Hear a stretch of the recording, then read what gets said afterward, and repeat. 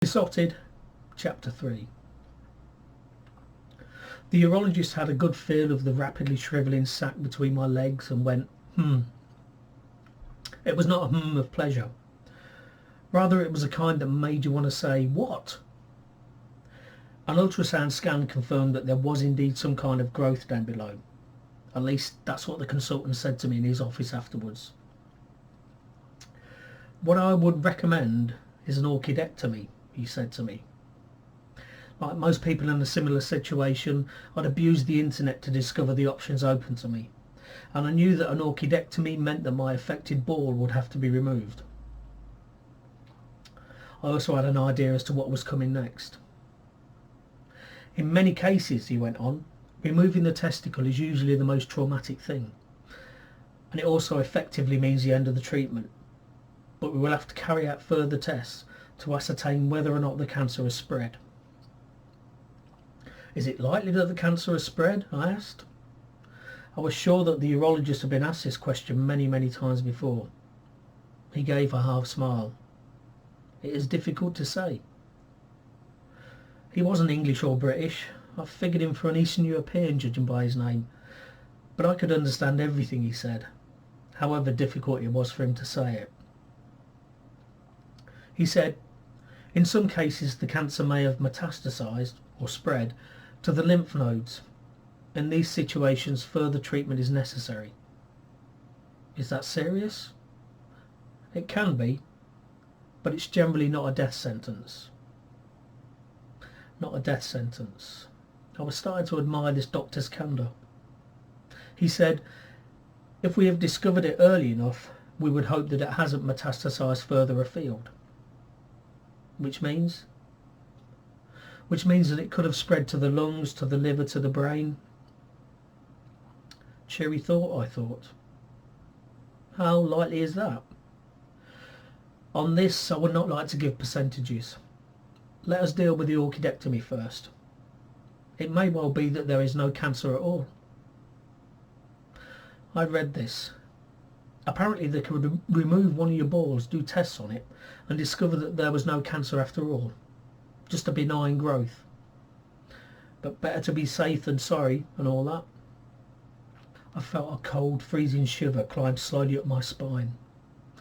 It began between my legs, moved backwards along the crack of my arse, and then ascended with authority to my hairline. I involuntarily shuddered, but part of me wanted this rough-feeling pebble, this invader, this parasitic growth, to be removed from me. Here's what they do with an orchidectomy. They slice you open just above the pubic bone.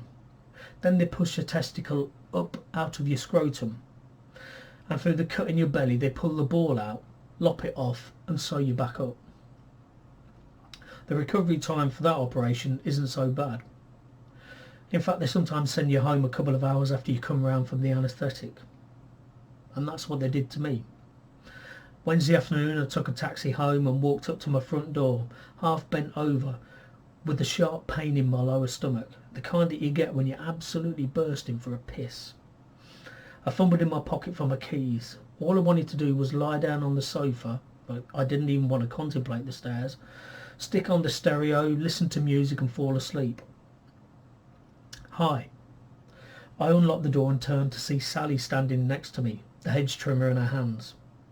She was in her school uniform, blazer, white blouse, red tie with a big bow slung down low, skirt that was too short to be respectable, and a pair of black platform shoes that put her almost at my eye level. I didn't pay any notice to the school badge, so I didn't know where she went. I mean, the thing is, when you don't have kids, you don't really care about schools. There's not that mad obsession with which is the best school, where the catchment areas are, or any of that rubbish. Hi, I said. I stepped gingerly into my house and nodded to the hallway. Can you just chuck it down there? You look in pain. I am. She stepped into the hall and leant the trimmer against the wall. Are you okay? She asked the question. To be honest, there wasn't much in the way of emotion in her voice or on her face. She was just going through the motions. I'm good, Sally, thank you very much. My father said thanks, for using that thing and all that. and you can tell him it was my pleasure." Sally frowned. I really wanted to lie down. "Are you sure you're okay? You look kind of pale." "I just need to have a rest," I said, making my way to the front door in an attempt to coerce her to leave. But she didn't move from where she was standing. "Do you need any help?" I shook my head. "Like I say, I just want to get my head down." I felt as though I was talking to somebody a lot older than a young teenage girl. It was as though I had to justify my actions to her. As if to emphasise the fact, she put her hands on her hips and shook her head, an act reminiscent of my own mother. "Have you been to the hospital?" she asked. "You have that smell about you." "Smell?" "Of hospitals." She wrinkled her nose. "It reminds me of people dying." "Well, thanks for that, Sally," I said.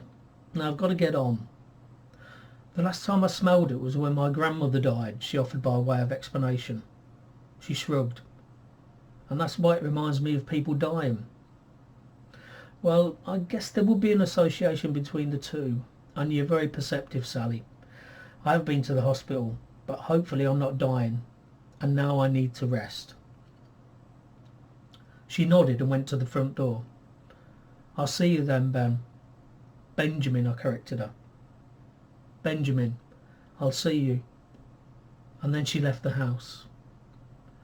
I closed the door, made sure it was locked, and then walked gingerly into the front room. I sat down on the sofa. The pain between my legs was pretty bad, and I was reminded of the ibuprofen they'd given me at the hospital. The box was stuffed into the pocket of my trousers. I took it out. The pills inside were large, the size of minstrels. I'd definitely need water to help get them down, but I couldn't be bothered to move. I was tired, exhausted in fact, doubtless still feeling groggy from the anaesthetic. I felt a bit nauseous, and everything between my belly button and my knees seemed to hurt. I didn't know whether the pain was more compelling than my desire to sleep, but in the end I managed to drift off. It was getting dark when I woke up, but I still felt tired. I dragged myself to my feet and went into the kitchen to get a glass of water.